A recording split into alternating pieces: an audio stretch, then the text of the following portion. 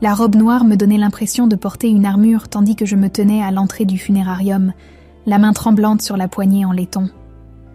J'avais imaginé ce moment des dizaines de fois depuis l'appel annonçant la mort de mon père, Thomas Dupont, mais rien ne m'avait préparé à ce qui allait suivre. Seule la famille est autorisée ici, trancha une voix aiguë, déchirant l'atmosphère solennelle comme une lame. Pauline, ma belle-mère depuis 3 ans, bloquait l'entrée de sa main parfaitement manucurée. Son visage affichait un faux chagrin, sans la moindre larme pouvant altérer son maquillage impeccable. Je suis Stéphanie, et c'était censé être l'enterrement de mon père, celui qui m'avait élevée seule après la mort de ma mère, qui m'avait appris à faire du vélo, qui avait pleuré à ma remise de diplôme. Et voilà qu'on m'interdisait de lui dire adieu. Je suis de la famille. Parvins-je à articuler d'une voix plus assurée que je ne l'étais. C'était mon père. Les lèvres de Pauline s'incurvèrent en un sourire cruel. Était, c'est bien le mot, ma chérie. Je suis sa femme. Maintenant, c'est moi qui prends les décisions. Nous voulons une cérémonie intime. Derrière, elle, je voyais des visages familiers remplir la chapelle, des amis du club de golf de papa, de lointains cousins que je connaissais à peine, et même son instructeur de yoga. J'en bouillonnais de rage. « Tu plaisantes ?» fis-je en avançant d'un pas. « C'est Bertrand, un ami de papa au cabinet comptable. Tu ne l'as rencontré que 2 fois. »« Stéphanie !» appela une voix bien connue. Ma cousine, Rebecca, me rejoignit, repoussant Pauline pour me serrer dans ses bras. « Je te cherchais partout. » Le masque de Pauline se fissura légèrement. Elle ne pouvait pas s'opposer à Rebecca sans faire de scandale, et elle était bien trop soucieuse de son apparence pour risquer ça. « Laisse-la entrer », ordonna une voix grave. Hassan, l'avocat de papa, venait d'apparaître à côté de Pauline. Son autorité était évidente, et même elle ne pouvait la contester. Monsieur Dupont a spécifiquement demandé la présence de sa fille pour ses dernières volontés. Les narines de Pauline frémirent, mais elle s'écarta finalement. Tandis que je passais, elle me glissa à l'oreille. « Profite bien du spectacle, la petite princesse de papa. Il ne restera pas grand-chose pour toi. » La cérémonie se déroula dans un flou de visages et de voix. Je m'assis au premier rang, la main de Rebecca serrée contre la mienne, tandis que les orateurs défilaient pour évoquer les souvenirs de papa. Pauline jouait le rôle de la veuve, éplorée à la perfection, s'essuyant les yeux, pourtant secs, avec un mouchoir brodé. Pendant l'éloge, je remarquai Bertrand, l'ami de papa au club de golf. Il m'observait intensément avant de chuchoter quelque chose à Pauline qui hocha la tête. L'échange me glaça. À la fin du service, Hassan m'approcha. « Stéphanie, il faut qu'on discute de la lecture du testament demain. Ton père avait laissé des instructions précises. »« Quelles instructions ?» demandai-je en voyant Pauline s'approcher, comme si elle essayait d'entendre. « Tu sauras tout demain, » répondit-il prudemment. « Sache seulement que ton père m'aurait confié ça à moi, » intervint Pauline en posant la main sur le bras d'Hassan. « Nous pourrions régler ça en privé, non ?» Inutile de contrarier Stéphanie sitôt après son deuil. Hassan retira fermement la main de Pauline. « La lecture se fera à 14h demain. Tout le monde doit être présent. » Alors que les gens commençaient à partir, Rebecca m'entraîna un peu plus loin. « Il y a quelque chose qui cloche, Steph. Tu es au courant de ce qui se passe ? Dans la propriété, Pauline dépense de l'argent comme de l'eau. Elle a fait construire un court de tennis le mois dernier, puis une dépendance près de la piscine. Je n'avais pas mis les pieds à la propriété depuis le mariage de papa avec Pauline. À chaque fois que j'essayais, on me disait qu'il était trop occupé ou trop fatigué. Elle prépare un coup, insista Rebecca, et Bertrand est dans le coup. Je les ai surpris en train de parler de comptes offshore. Avant que je ne réponde, Hassan me tendit une enveloppe. Ton père voulait que tu aies ça avant la lecture. Ne l'ouvre que quand tu seras seul. L'enveloppe semblait lourde, comme si elle contenait plus que du papier. En quittant le funérarium, j'entendis la voix de Pauline résonner sur le parking. N'oublie pas de vérifier ta boîte aux lettres, ma chérie. Je t'ai envoyé une adorable carte de condoléances. Le ton moqueur me confirma dans ma décision. Papa avait bâti toute sa vie en partant de rien, travaillant d'arrache-pied pour construire quelque chose de significatif. Je ne laisserai pas Pauline tout détruire. Dans ma voiture, je serrai l'enveloppe qu'Hassan m'avait confiée. Papa m'avait toujours dit de faire confiance à mon instinct, et mon instinct me disait qu'il y avait là bien plus qu'une simple lettre. En rentrant chez moi, je lus le message de Rebecca. « Je passe ce soir. N'ouvre rien avant que j'arrive. Et Steph, papa serait fier de toi. » Je démarrai la voiture, apercevant Pauline qui me regardait depuis les marches du funérarium. Elle leva la main comme pour me saluer, mais ce geste ressemblait plus à un avertissement. Sauf qu'elle ne savait pas à qui elle avait affaire. Je n'étais plus la petite fille de papa, mais bel et bien sa fille prête à défendre ce qu'il avait créé. L'enveloppe dans mon sac était lourde des réponses que j'espérais y trouver. Le lendemain, le cabinet d'avocat me parut plus glacial que d'ordinaire. Nous étions réunis pour la lecture du testament de papa. Pauline était assise en face de moi dans une robe noire griffée, sûrement hors de prix. Rebecca me serra discrètement la main sous la table, pendant qu'Hassan entrait, un épais dossier sous le bras. Avant de commencer, je précise que Thomas a été très précis sur le déroulement de cette réunion, annonça-t-il en ajustant ses lunettes. J'avais passé la soirée à relire la lettre laissée par papa dans l'enveloppe. Elle ne contenait que 3 mots. Fais confiance au processus. Typique de papa, toujours en mode enseignement. Hassan prit la parole. À ma chère épouse Pauline, je lègue le contenu de notre compte joint, soit environ 250 000 €. Le sourire de Pauline s'agrandit, mais s'éteignit aussitôt quand Hassan poursuivit. À ma fille Stéphanie Dupont, je lègue la totalité des parts de Dupont Entreprises, l'intégralité des actifs financiers restants et la pleine propriété de la demeure familiale. Quoi ? Pauline se redressa comme si on l'avait frappée. C'est insensé. J'étais sa femme. Il y a un avenant, précisa Hassan en posant un document sur la table. Une clause spéciale stipule que toute décision financière concernant la propriété doit recevoir l'approbation écrite de Stéphanie, et ce, rétroactivement sur les 3 derniers mois. Le teint de Pauline pâlit. Les 3 derniers mois, il n'a pas le droit de faire ça. Au contraire, il en avait le droit, rétorqua Hassan. En tant qu'actionnaire majoritaire, il a activé cette clause il y a précisément 90 jours. Toutes les opérations réalisées pendant cette période doivent être vérifiées et validées. Bertrand, jusque-là silencieux, s'éclaircit la gorge. Il doit bien y avoir un arrangement possible. Thomas a également évoqué un actif caché, poursuivit Hassan, baptisé Projet Marina. La main de Pauline trembla légèrement en saisissant son verre d'eau. Je ne l'avais jamais vu perdre ainsi son sang-froid. « C'est quoi le projet Marina ?» demandai-je. « Il sera dévoilé une fois l'audit des 3 derniers mois finalisé, » répondit Hassan. Le regard de Pauline allait de moi à Hassan, comme si elle cherchait un appui. Rebecca s'avança un peu, un sourire au coin des lèvres. « Donc, toutes ces dépenses, Pauline, le nouveau cours de tennis, la dépendance près de la piscine, les grosses factures, il fallait l'aval de Stéphanie ? » « C'est absurde, » siffla Pauline. « Je m'occupais de la propriété au nom de Thomas. »« En brûlant des millions d'euros en articles de luxe ?» répliquai-je en reprenant mon calme. « Papa a toujours vécu modestement, à part pour mes études. » Pauline serra les dents. « Tu ne sais rien de ce que ton père voulait. On a discuté de tout ensemble. »« Parfait, » dis-je. « Alors montre-moi les documents. »« Hassan, je veux un audit complet de tous les comptes et dépenses sur les 3 derniers mois. »« Tu n'as pas le droit de me faire ça, » souffla Pauline. « J'ai rendu Thomas heureux. »« Tu l'as isolé, » la corrigeai-je. Je ne pouvais même plus le voir ces derniers mois, parce que soi-disant il était trop fatigué ou trop occupé. Bertrand se leva maladroitement. « Peut-être pourrions-nous faire une pause. »« Asseyez-vous, » intervint Hassan avec fermeté. « Il reste un dernier point.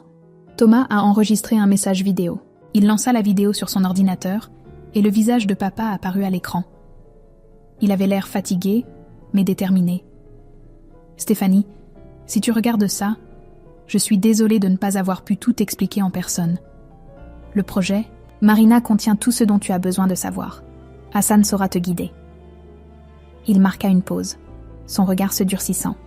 « Et Pauline, Je sais tout sur Béatrice. Pauline écarquilla les yeux, sous le choc. Bertrand détourna le regard. De quoi parle-t-il ?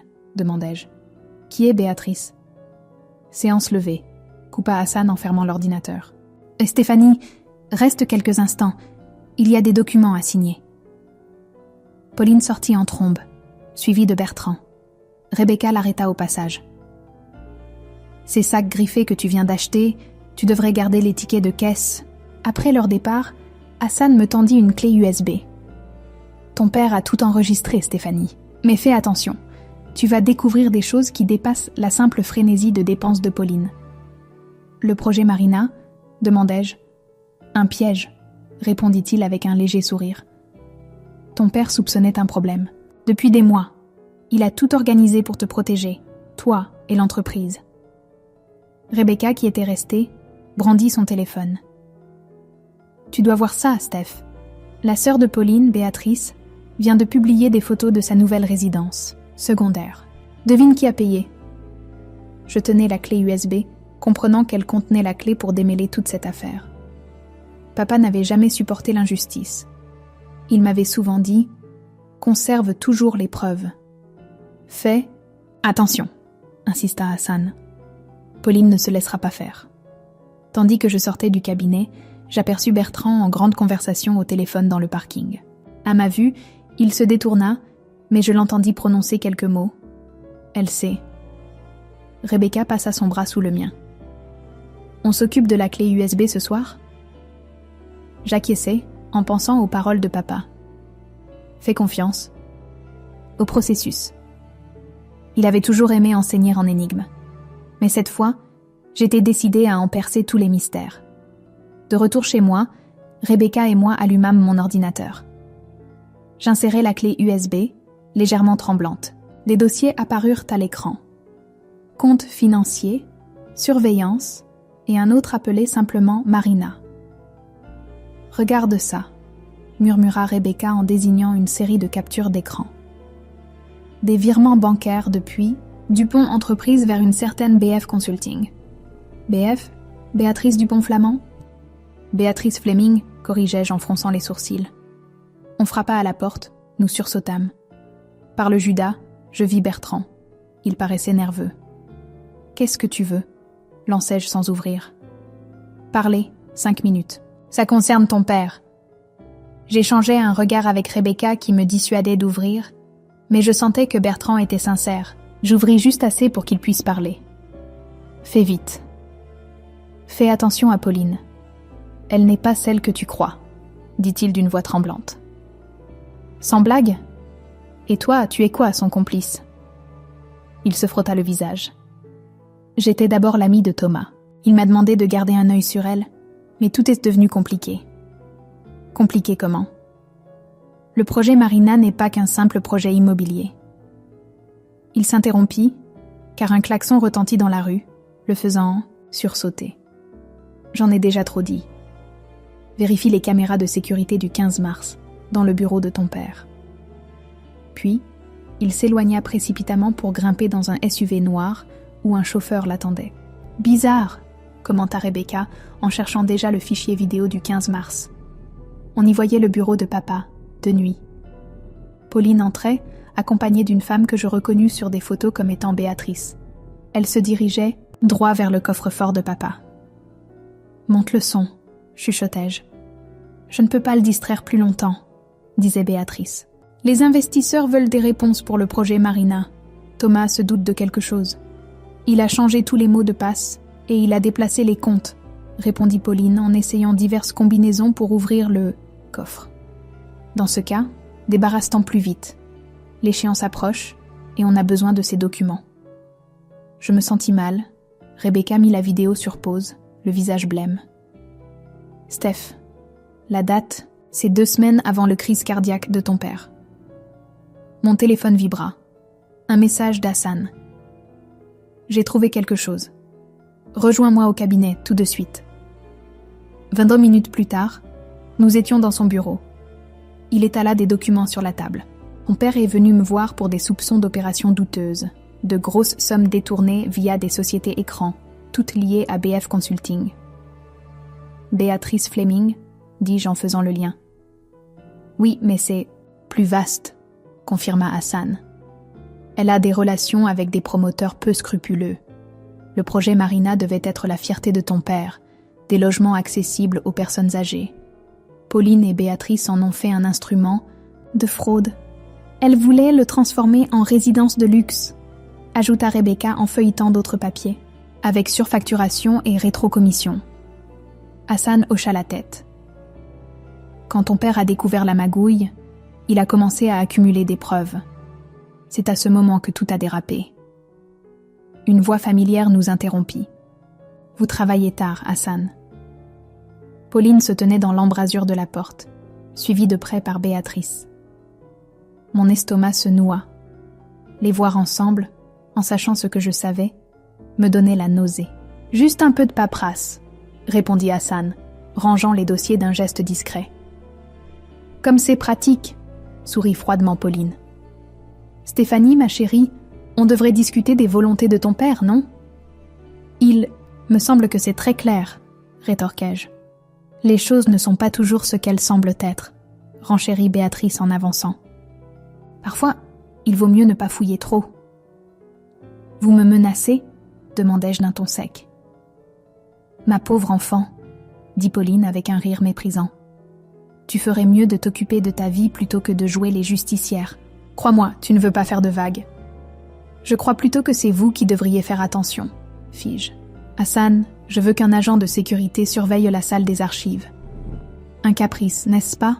se moqua Béatrice. « Très bien, amuse-toi, mais ne t'étonne pas si les ennuis finissent par te tomber dessus. » Lorsqu'elles s'en allèrent, Hassan sortit son téléphone pour appeler la sécurité. « Elles deviennent dangereuses, » observa-t-il. « Tant mieux, » répliquai-je, la voix froide. « On a toutes les preuves pour les faire tomber, et il est temps de tout révéler. Papa est mort en tentant de les arrêter. Je ne les laisserai pas s'en sortir. » Rebecca me tapota l'épaule. « On doit aller plus vite. Elles sont capables de tout. » Hassan acquiesça. « Mais ton père a prévu un dernier filet de sécurité, dont j'ignore le contenu. Il l'appelait la dernière facture. » J'ouvris le dossier de Marina, sur la clé USB, parcourant les documents. Papa n'avait pas seulement réuni les preuves, il avait construit tout un plan pour piéger Pauline et Béatrice. Il a disposé des éléments comme un jeu de pistes, remarquai-je. Des contrats truqués, des factures gonflées, des comptes offshore, tout converge vers elle. Ce n'est pas tout, compléta Hassan en me montrant un dernier dossier. Le dossier médical de ton père, daté de 3 jours avant sa mort. Aucun signe de maladie cardiaque. Mon téléphone sonna. « Pauline ?» fis-je en décrochant. « Dîner ce soir juste nous deux », répondit sa voix mielleuse. « À la propriété, 19h. Il y a des choses que tu dois savoir. » « Sur ton père ?» Rebecca me fit des signes de refus frénétiques, mais je savais déjà ce que j'allais faire. « J'y serai. » Une fois raccrochée, Rebecca s'écria. « Tu es folle, avec tout ce qu'on vient de découvrir. Je porterai un micro, » dis-je. Hassan a tout prévu. Je veux qu'elle parle. La propriété de papa me parut étrangement sinistre en arrivant. Pauline m'accueillit, vêtue d'un peignoir de soie, une coupe de champagne à la main. « Stéphanie, ma chérie, entre donc. Béatrice va nous rejoindre. » Évidemment qu'elle serait là. Elles m'emmenèrent dans la salle à manger, où les bouteilles de vin préférées de papa étaient alignées comme des accessoires de théâtre. « Ton père était un homme compliqué », commença Pauline en remplissant un verre que je ne bus pas. « Vraiment ? Il m'a toujours semblé plutôt clair, » rétorquai-je. Béatrice rit doucement. « Oh, ma pauvre, tu ne le connaissais pas comme nous. »« Vous voulez dire que vous ne le connaissiez pas du tout, » ripostai-je. « Parle-moi de BF Consulting, par exemple. » Les deux sœurs échangèrent un regard. « Une entreprise parfaitement légitime, » assura Béatrice. « Comme le projet Marina, je suppose.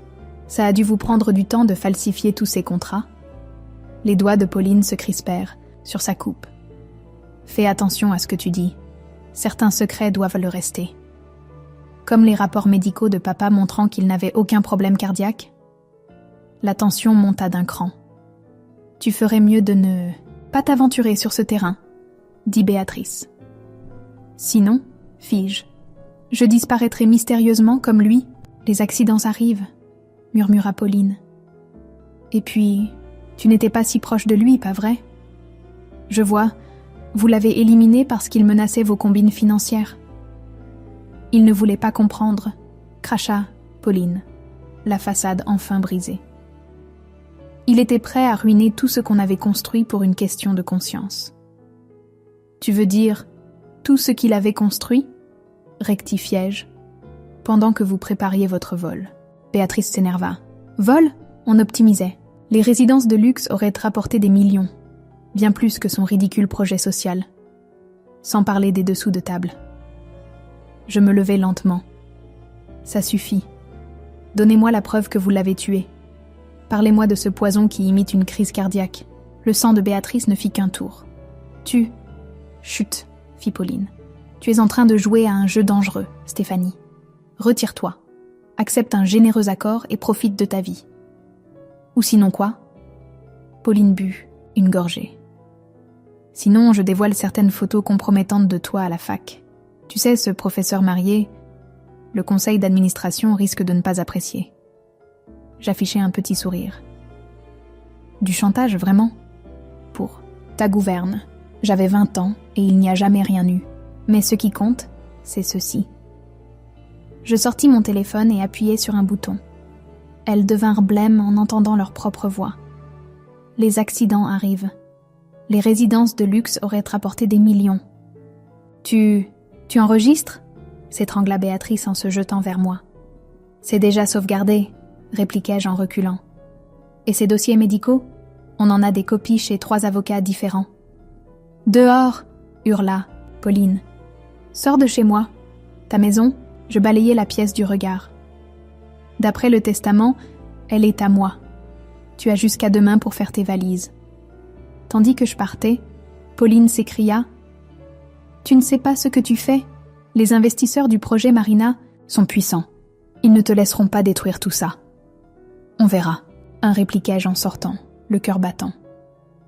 Dans la voiture, Rebecca m'attendait, anxieuse. « Tu l'as, l'enregistrement ?» J'acquiesçai, les mains tremblantes. Elles ont parlé, mais elles ont mentionné des investisseurs très dangereux. « Hassan a trouvé un autre fichier, » dit Rebecca. « Quelqu'un a effacé des données peu après la mort de ton père, mais il a pu les récupérer. » Mon téléphone bipa. Un message de Bertrand. « Il faut qu'on se voie, c'est à propos des investisseurs. Ton père a laissé autre chose. » « On peut faire confiance à Bertrand ?» hésita Rebecca. Un second SMS, d'un numéro inconnu. « Recule ou la prochaine crise cardiaque ne sera pas simulée. » Je le montrai à Rebecca. Ils sont vraiment paniqués. « Steph, c'est sérieux. » « Je sais. Mais papa est mort pour les arrêter. Je n'abandonnerai pas. » En reculant la voiture, je vis Pauline derrière la fenêtre, le téléphone à la main. Elle appelait probablement ses fameux investisseurs. Qu'ils viennent. Papa m'avait bien formé. Toujours avoir des preuves, toujours un plan de secours, et ne jamais abattre toutes ses cartes avant la dernière manche. Le véritable jeu ne faisait que commencer. Nous avions rendez-vous dans un petit café, presque vide. Bertrand s'assit face à moi, pendant que Rebecca se plaça à une autre table, l'air de pianoter sur son ordinateur, mais gardant un œil attentif sur nous. « Tu prends un gros risque en venant, » lançai-je, enregistrant discrètement notre conversation. « Je sais, » dit-il, regardant autour de lui comme un homme traqué. « Les investisseurs ne sont pas de simples promoteurs. Ils sont liés à des réseaux criminels. Ton père a découvert qu'ils utilisaient le projet Marina pour blanchir de l'argent. Comment tu es au courant? » Il sortit une petite clé USB de sa poche. « Parce que j'ai aidé ton père à réunir des preuves. Il m'a demandé de faire semblant de collaborer avec Pauline. » Je n'eus pas le temps de répondre. Hassan entra précipitamment dans le café. « On doit partir. Tout de suite. Quelqu'un a forcé mon bureau. » « Ils ont volé quelque chose ?» demandai-je en me levant. « Non, ils ont laissé ça. » Il nous montra son téléphone, avec une photo de son bureau saccagé. Au milieu, une carte à jouer, la dame de cœur, tachée de peinture, rouge. Bertrand pâlit. C'est le signe qu'il commence à agir. Nous nous réfugiâmes dans l'appartement de Rebecca, transformant sa table de salle à manger en quartier général. Nous comparâmes les données des 2 clés USB. « Regarde », dit Hassan en montrant un document, des virements du projet Marina vers une société nommée Queen's Holdings. C'est la société de Béatrice, expliqua Bertrand. Mais ce n'est qu'une coquille vide. L'argent transite ensuite vers d'autres comptes. Offshore, puis revient aux investisseurs. Mon téléphone vibra. Un mail anonyme, intitulé « Regarde ça ». La vidéo jointe montrait papa dans son bureau, disputant avec quelqu'un hors champ. « Vous ne pouvez pas faire ça », protestait papa. « Ces gens nous ont confié leur retraite. »« Ils auront un meilleur rendement », répondait la voix de Pauline. « Tout le monde y gagne. »« C'est de la fraude, et tu le sais. Je vais tout arrêter », reprit papa. « Ce serait une mauvaise idée, Thomas », intervint alors une voix masculine inconnue. « Pense à ta fille. » La vidéo s'interrompit. Un second mail arriva aussitôt. « Retire-toi ou nous diffusons. La suite ou ton père mendie pour sa vie. » Il bluffe, voulut rassurer Rebecca, la voix néanmoins tremblante. Bertrand, lui, hocha négativement la tête. « Non, ils ont sûrement cette vidéo. J'étais là ce soir-là. J'ai vu. » Il se tut, rongé par la culpabilité. « Alors aide-moi maintenant, dis-je. Dis-moi tout. » Il prit une grande inspiration. La vidéo existe, mais ils ignorent une chose. Ton père portait lui-même un micro ce soir-là. L'enregistrement complet se trouve quelque part, dans un endroit qu'il est le seul à connaître. Le projet Marina, lança Hassan soudain. L'endroit en question, c'est la marina elle-même. Ton père possédait un petit emplacement de bateau, au port. Je me souvenais de ces week-ends passés sur le vieux bateau de papa, pêcher et regarder les étoiles. Il disait souvent que l'eau cachait des secrets. « On n'a qu'une heure, dis-je.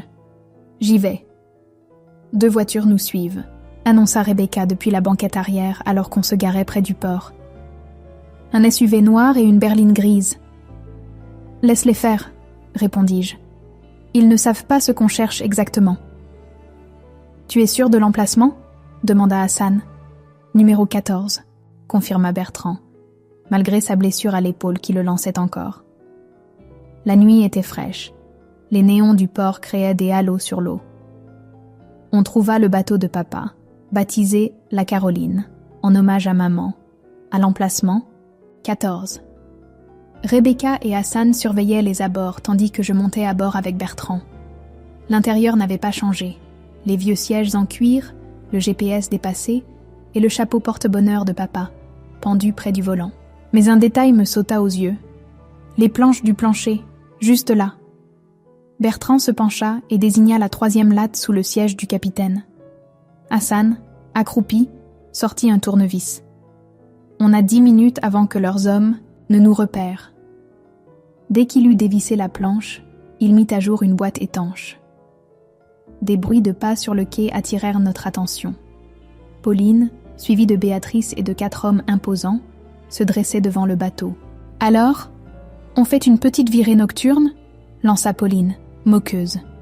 « Vous êtes en infraction », répliquai-je en me redressant. « Tu es sur la propriété de papa, ou plutôt, la mienne. » Pauline eut un rictus. Comme si ça comptait encore. « Donne-nous la boîte, chérie. »« C'est juste des papiers. » »« Ne joue pas l'innocente, » coupa Béatrice. « On sait que Thomas préparait quelque chose ici. Il était trop curieux. »« Trop honnête surtout, » rétorquai-je. « Et vous l'avez empoisonné. » Un des hommes en costume s'avança. « Donnez-nous la boîte, ou il y aura un accident. » Je serrai les poings. « Vous avez déjà tué mon père.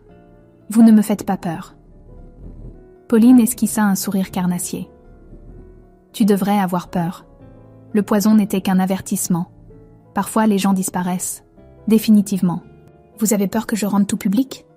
Dis-je, jaugeant la distance avec la capitainerie. Trop tard, c'est déjà fait.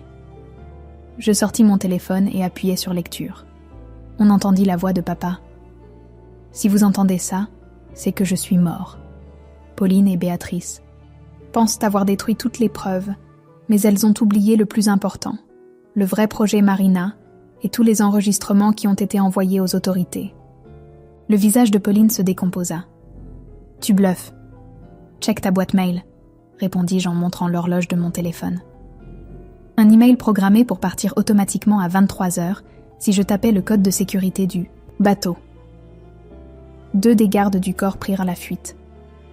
Béatrice voulut saisir la boîte, mais Rebecca sortit de l'ombre, brandissant la vieille canne à pêche de papa et la battant sur son épaule. « Sale petite !»« Lâche ça !» hurla Pauline en se jetant sur moi. Des sirènes retentirent soudain, bleues et rouges éclairant le quai. « Police ! À terre !» cria une voix. Les hommes de Pauline s'éparpillèrent, mais trop tard. Les policiers, suivis d'agents de la brigade financière, menottaient déjà tout le monde. Béatrice, immobilisée, éructait de rage. « Vous n'avez aucune preuve ?» Je sortis la boîte étanche et l'ouvris. Dedans, un ordinateur portable et un disque dur. Au contraire, on a tout. Des transactions frauduleuses, des menaces et l'enregistrement du 15 mars où vous parlez clairement de poison. Pauline, menottée elle aussi, cria. « Thomas était plus malin qu'on ne le pensait », cracha Béatrice. « Il nous a tous eus. » Papa n'était pas qu'un grand patron, dis-je d'une voix qui se brisa malgré moi. C'était un homme juste. Tandis qu'on les emmenait, je m'assis sur le siège du capitaine, retenant mes larmes. Rebecca vint, poser la main sur mon épaule, l'air ému. « C'est fini, Steph. Ton père a gagné. Il a surtout protégé tout le monde, même au-delà de sa mort. » répondis-je en contemplant l'eau. La lueur des gyrophares dansait à la surface, comme pour sceller la fin d'un long cauchemar. Quelques jours plus tard, nous étions au tribunal. Le procureur m'appela à la barre. Pauline, vêtue d'un uniforme de prison, n'avait plus rien de la veuve sophistiquée. Ses ongles parfaits étaient rongés jusqu'au sang. « Veuillez décliner votre identité », dit le procureur. « Stéphanie Dupont. Pouvez-vous identifier les pièces à conviction A et B ?» Je regardais l'ordinateur et le disque dur que j'avais découvert sur le bateau. Oui. Ils contiennent les enregistrements et les documents prouvant la fraude massive orchestrée dans le projet Marina. « Objection !» s'écria l'avocat de Pauline. « Spéculation. »« Rejeté !» trancha le juge. « Poursuivez !» Le procureur lança l'extrait du 15 mars. La voix de papa résonna dans la salle. « Je ne vous laisserai pas voler ces gens. Ils nous ont fait confiance pour leur retraite, Pauline. »« Tu exagères, Thomas, » rétorquait Pauline. « Accepte. L'argent et ferme les yeux, tout comme tu fermes les yeux sur ce qu'on met dans ton café. » Des frissons parcoururent l'assistance. On entendait ensuite une troisième voix, identifiée comme un des investisseurs arrêtés. « Ne complique pas tout, Thomas. Les accidents arrivent. » Le procureur stoppa l'enregistrement et se tourna vers moi. « Que sait-il ? Passez ensuite, mademoiselle Dupont. Selon le nouveau rapport du médecin légiste, mon père a été empoisonné par une substance imitant la crise cardiaque. Il est mort 3 jours plus tard. » Béatrice, qui avait passé un accord de plaidé coupable, comparut à la barre. Elle expliqua tout en détail. « Je ne voulais pas en arriver là. Pauline trouvait juste que Thomas devenait un frein. Les investisseurs étaient là pressés, et on ne pouvait pas se permettre de tout perdre. » Pauline, hors d'elle, se leva et hurla. « Tu mens, Béatrice, c'est toi qui... » « Silence, » tonna le juge. « L'accusé, tenez-vous tranquille. » Le jury délibéra 2 petites heures. Le verdict tomba. Coupable de meurtre avec préméditation, de blanchiment d'argent et de fraude. Tandis qu'on emmenait Pauline, menottée, elle me lança un regard plein de haine. « Tu me le paieras, Stéphanie. » Dehors, des journalistes m'assaillirent. « Mademoiselle Dupont, qu'adviendra-t-il du projet Marina ?»